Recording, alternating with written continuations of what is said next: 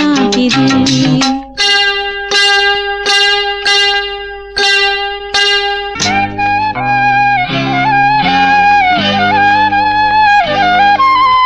ఏ పువ్వు ఏ తీపిదన్నది ఏనాడో రాసున్నది, ఏ ముద్దు ఏ మోవిదన్నది ఏ పొద్దు రాసున్నది.